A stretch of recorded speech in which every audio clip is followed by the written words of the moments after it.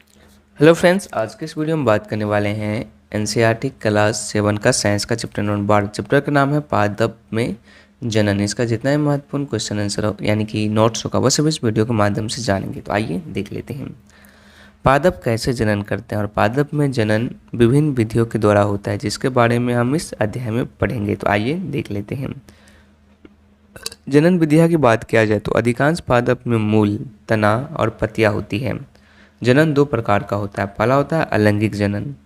अलैंगिक जनन पादप बिना बीजों के ही नए पादप को उत्पन्न कर सकते हैं। अलैंगिक जनन है जिसमें पादप के मूल, तने, पत्ती, कली के कायिक अंग द्वारा नया पादप प्राप्त किया जाता है। लैंगिक जनन किसे कहा जाता है तो नए पादप बीजों से प्राप्त होते हैं। जैसे गुलाब तने की कमल से जनन, तने होता है उससे जन्म लेता है। आलू आँख से अंकुरित होता है पादप। ब्रायोफिलम पत्ती जिसके किनारे पर कलिकाएं होती है। कैक्टस क्या होता है तो मुख्य पादप से अलग हो जाता है, नए पादप को जन्म देता है। मुकुलन क्या होता है तो मुकुलन इष्ट कोशिकाओं से बाहर निकलने वाले छोटे बल मुकुलन या कली कहलाता है। इष्ट एक कोशिका जीव है, जनन कोशिका से विलग होकर नए इष्ट कोशिका बनाता है। यदि पर्याप्त पोषण उपलब्ध हो तो इष्ट कुछ ही घंटों में वृद्धि करके जनन करने लगते हैं। ओके। एकलिंगी पुष्प क्या होता है तो नर अथवा मादा जनन अंग होते हैं एकलिंगी पुष्प। द्विलिंगी पुष्प क्या होता है तो नर और मादा जनन अंग दोनों ही होते हैं द्विलिंगी पुष्प में। शैवाल किसे कहा जाता है?